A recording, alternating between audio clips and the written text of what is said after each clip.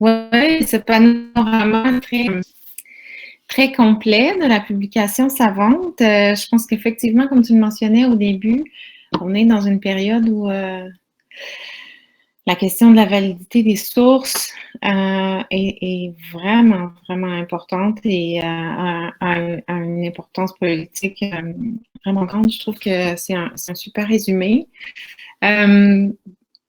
Avant de lancer la période de questions, je vais peut-être y aller de mon petit grain de sel. Je trouve ça intéressant de t'entendre parce que quand on a reçu les propositions de cours à l'UPOP, je me suis dit, oh non, celui-là, je le veux parce que je travaille pour une plateforme de diffusion de revues savantes.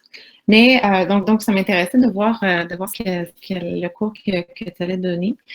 Et je trouve ça intéressant ce soir parce que la plateforme pour laquelle je travaille, qui s'appelle Érudit, c'est une plateforme qui est pour les sciences humaines, sociales, arts et lettres. Et dans la présentation, je me disais, c'est intéressant parce que il faut se demander c'est quoi la science. Est-ce que c'est les sciences dures, c'est-à-dire les sciences pures ou la biologie, par exemple, dont on va parler, ou un ensemble d'autres disciplines qui fonctionnent différemment, un peu, dans la façon de publier. Donc, et dans le processus, dans l'importance de l'anglais aussi. Puis je ne sais pas si tu avais un peu je sais pas, un commentaire là-dessus, tu sais, sur la dynamique entre les différentes disciplines par rapport au processus de publication scientifique. C'est vrai que je connais beaucoup moins les sciences humaines. J'ai pris pour acquis que le processus était le même, mais en fait, je sais pas du tout. La seule chose que j'avais vue, c'est que en sciences humaines, il y avait beaucoup plus d'importance de publier des livres que en sciences dures où c'était vraiment plus basé sur les articles. Donc là, je sais pas du tout comment ça se passe. Mais oui, sinon, j'ai vraiment pris pour acquis que c'était pareil dans toutes les sciences. Et c'est vrai que je n'ai pas pensé à vérifier du tout. Ouais, non, ben, en fait, oui, c'est vrai. C'est vrai que la question des monographies, là, qui est vraiment plus importante en sciences humaines, dans les lettres. Mais je trouve ça intéressant parce que on a l'impression que tout se passe comme dans les sciences de la nature ou sciences pures. Mais non, c'est un peu différent, notamment pour la langue, notamment pour les protocoles de recherche. Et, ouais, je ne sais pas si il y a d'autres personnes qui voudraient amener un commentaire ou poser une question. Ça peut être dans le chat, ça peut être directement. Oui, Charline.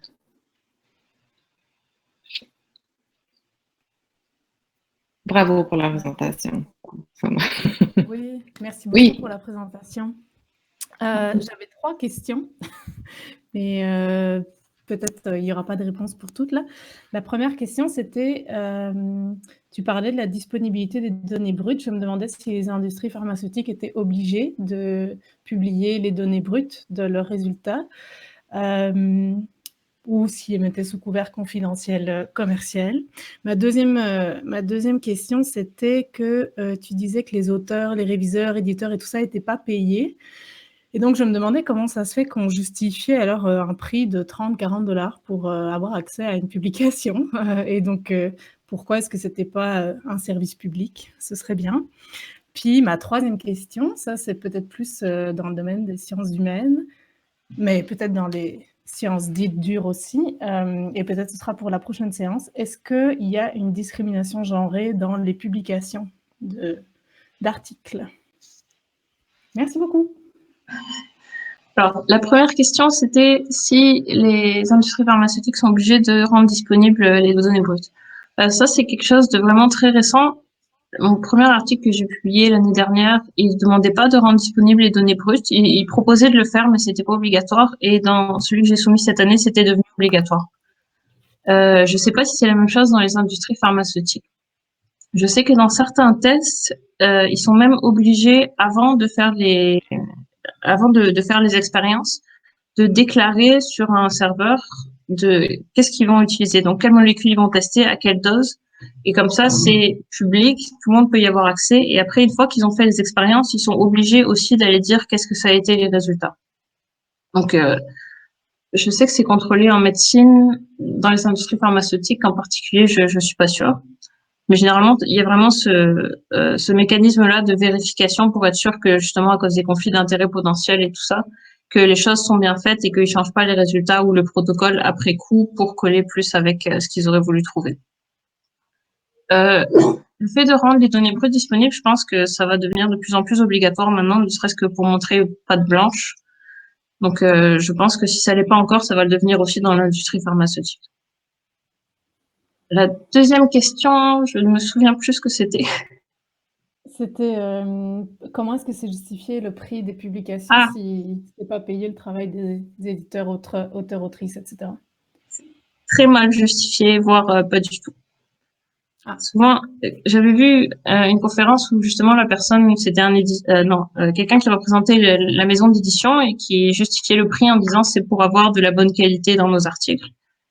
Ce qui n'a pas vraiment de sens quand au final tous les gens qui font le travail ne sont pas payés.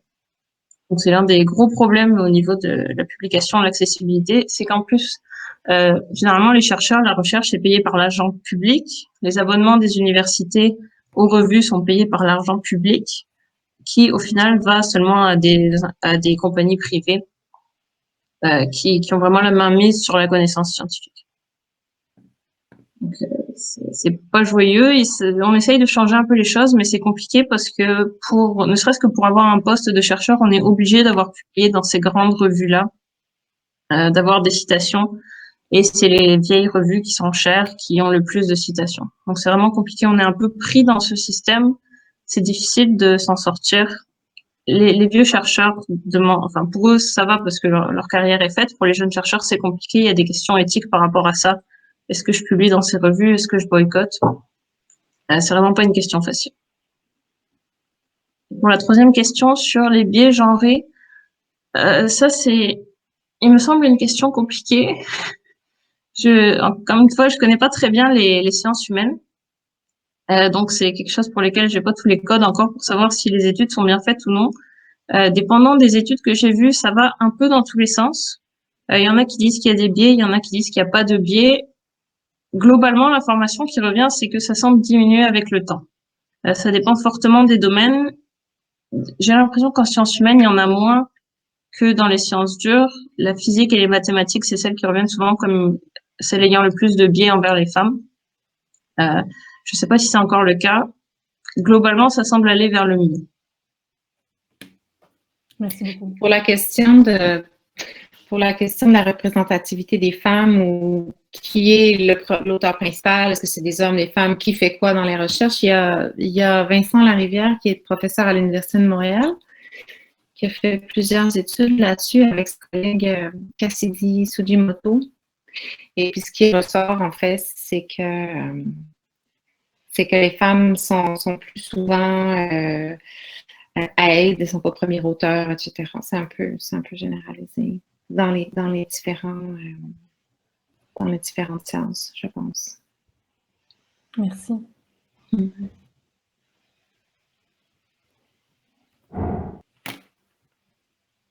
Alors, on a un commentaire de Mathis qui dit qu'il est toujours saisissant de constater que tant de chercheurs aspirent à générer du savoir et partager le fruit de leurs travaux avec finalement peu ou aucune réflexion épistémologique, particulièrement quand on se prévaut de mettre autant d'emphase sur la méthode scientifique, la critique des résultats et l'évaluation des résultats.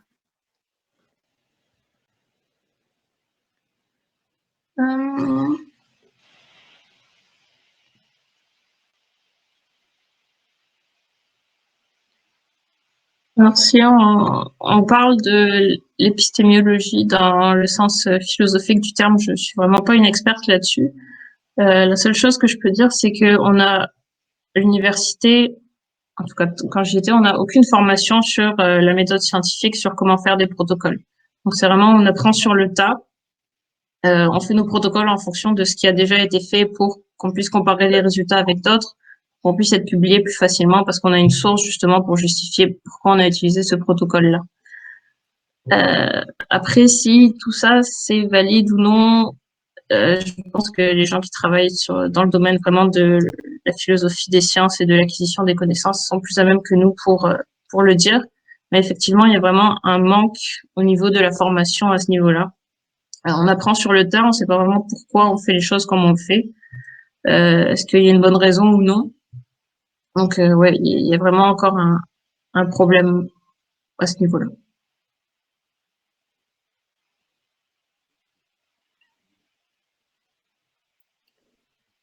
Est-ce qu'il y a d'autres commentaires ou... Moi, j'allais dire qu'il y a, de la part des universités, un manque Oui. Ah! Vous ne voyez pas surtout une attaque. Cette remarque vient d'un ingénieur qui n'a jamais eu le moindre cours dessus durant tout son cours. Donc, je le voyais pas comme une attaque. C'est une réflexion que j'ai aussi. Oui, les institutions ont quand même ont des fonctions très grandes de structuration. Je veux dire, s'il n'y avait pas les institutions, il n'y aurait pas de savoir, c'est que c'est super important, mais les institutions sont à réformer sans arrêt. Et il y a, autour de la publication, si on revient à ton sujet, quand même des zones grises très grandes qui vont être abordées dans le prochain cours, notamment sur comment est-ce que ça fait qu'on commercialise des résultats de recherche qui sont financés vers le public, qui sont supposés être là pour augmenter le savoir général, on finit par le commercialiser. Il y a une partie de ça qui est liée au laisser-aller des institutions. Les universités ont laissé aller complètement le secteur de l'édition savante dans la privatisation. Le facteur d'impact qui est autre que dont tu parlais au début de ta présentation, qui est hautement critiqué, qui est au niveau de la bibliométrie, qui n'est pas du tout valide. Les spécialistes en bibliométrie disent et redisent que ce n'est pas un indice valide et c'est prouvé scientifiquement que ça n'a aucune valeur scientifique. Reste un indicateur qui est utilisé dans certaines universités, pas partout au Canada. En sciences humaines et sociales, par exemple, le nombre de citations n'est pas utilisé, puis le facteur d'impact n'est pas utilisé dans l'embauche des profs ni dans l'évaluation. Donc, on a de la chance. Il y a certains endroits où c'est pire, il y en a d'autres où c'est moins pire. Il y a des endroits où ça varie. Mais c'est beaucoup le fait d'évaluateurs de la recherche, d'administrateurs de la recherche, d'universités, l'ensemble du système actuel, puis là où on est dans une impasse, en fait.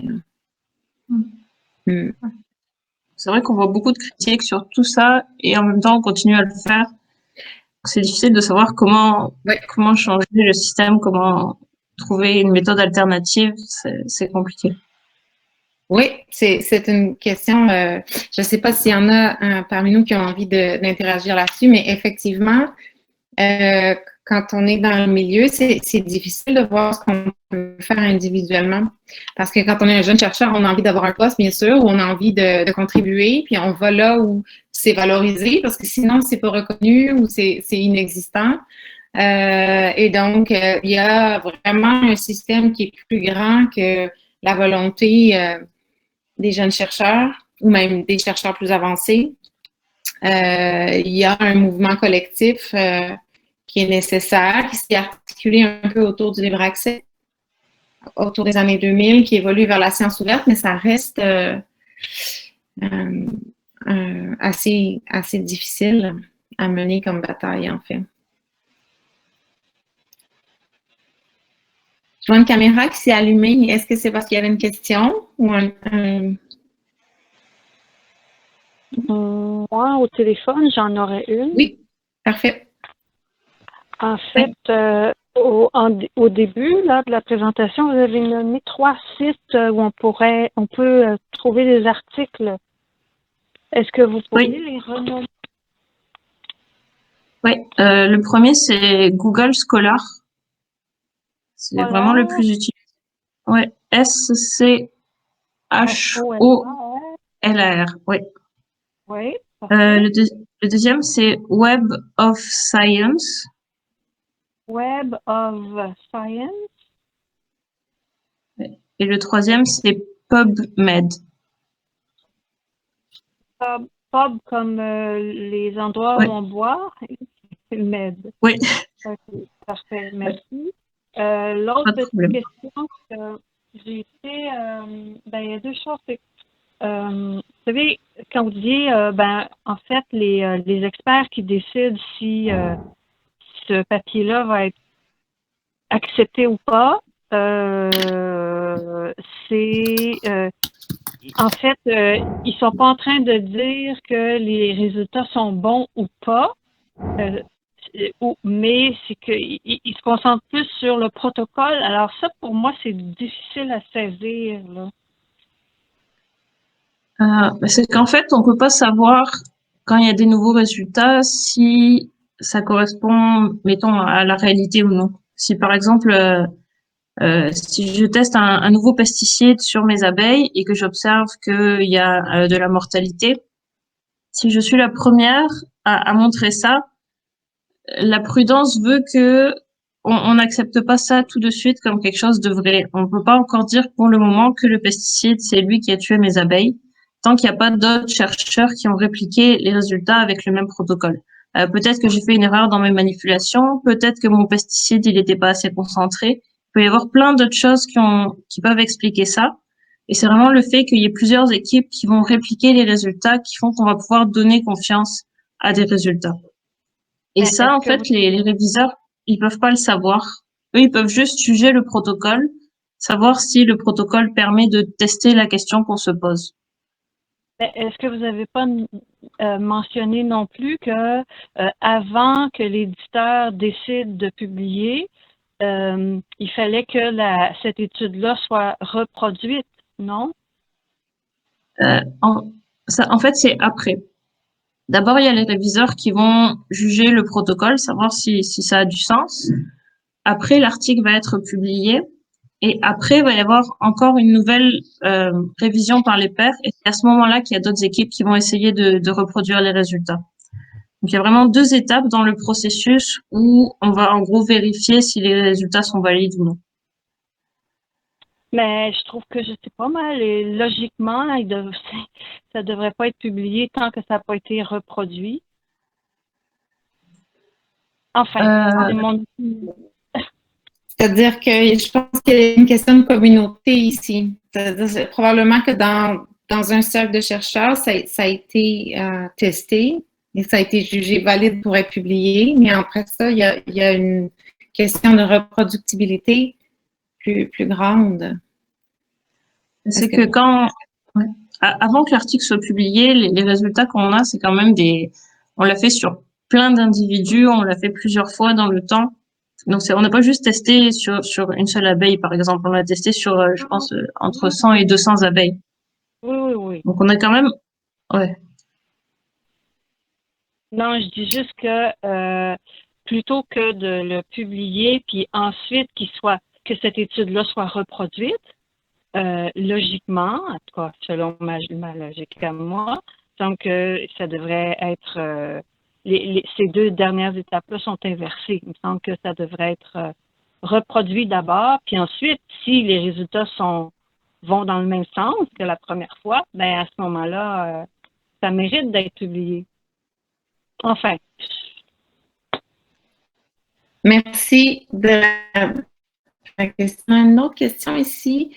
Il y a un participant, ça demande ce que tu penses des sites comme Academia. Je connais pas du tout. C'est peut-être la personne qui a posé la question pourrait intervenir directement.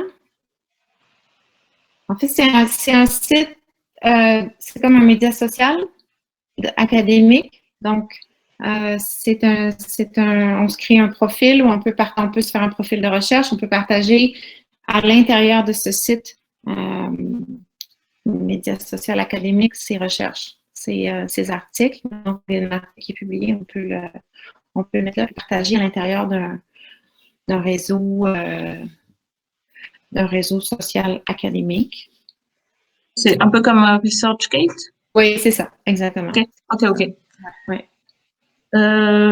Je sais pas trop quoi en dire. Les gens vont dessus. C'est une manière un peu détournée de demander les articles aux auteurs des fois. Donc on peut se créer un profil et s'il y a un article qui nous intéresse, qui est relié à un auteur, on peut leur demander directement par ce site-là. On n'a pas besoin d'écrire un courriel à côté. Donc c'est quelque chose qui est assez pratique. S'il y a des articles auxquels on peut pas accéder et qu'on veut demander aux auteurs comment faire, on peut passer par ces moyens-là. Mais je connais vraiment pas très bien comment ça marche ni toutes les possibilités qu'il peut y avoir par rapport à ça. Ouais. Ça amène à l'autre question de Christopher qui dit qu'on peut aussi partager un article qui est sous abonnement direct en écrivant à l'auteur qui va l'envoyer directement.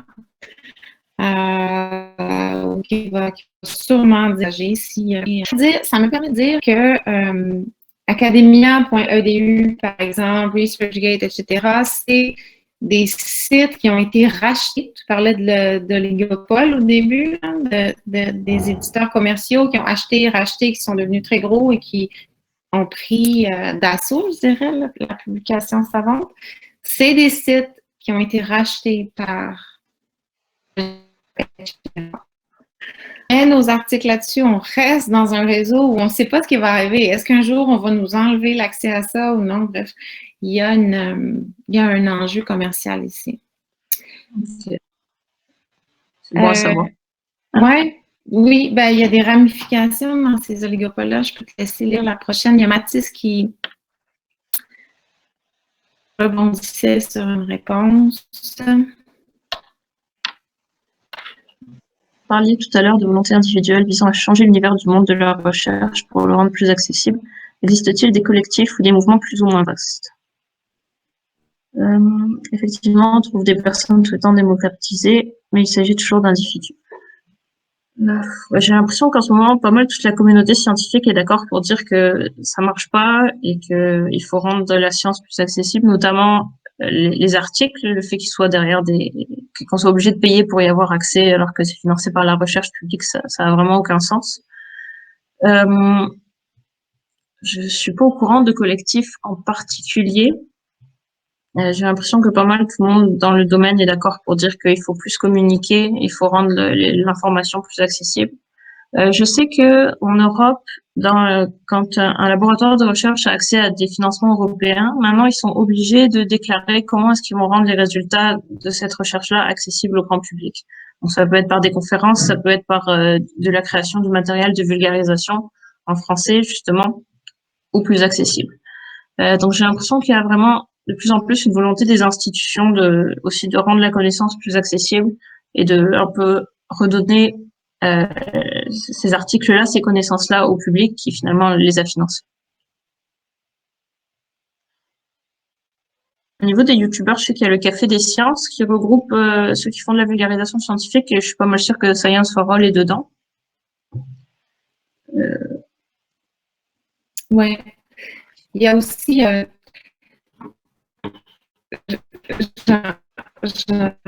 j'empiète. Il y a les bibliothèques qui ont développé des dépôts ouverts, des dépôts institutionnels.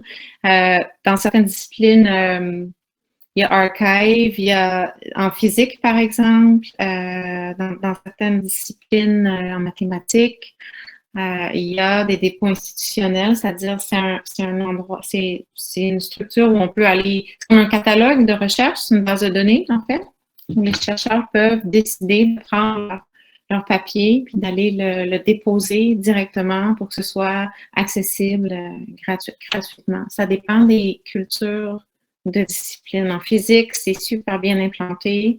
C'est même le premier lieu de diffusion en général. Et il y a le mouvement de libre accès qui évolue, là, mais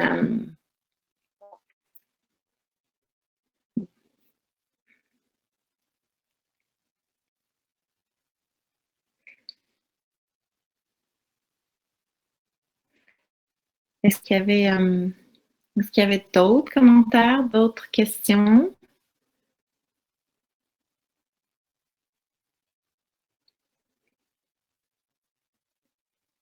Non. Bon, ben, je vous remercie d'avoir été là. Donc, dans 2 semaines, Julie, tu vas être avec nous encore pour parler du côté obscur, des publications savantes dont on a parlé déjà un peu. Oui. On est revenu.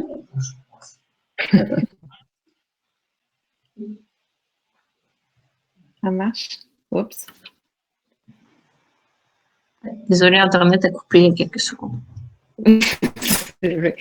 Donc, ben oui, c'est ça, j'étais en train de conclure.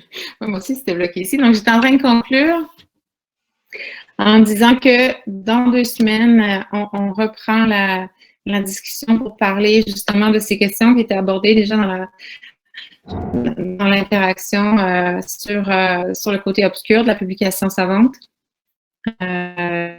Puis en essayant de voir qu'est-ce qu'on peut en faire, j'imagine, collectivement ou individuellement. Donc, merci d'avoir été là.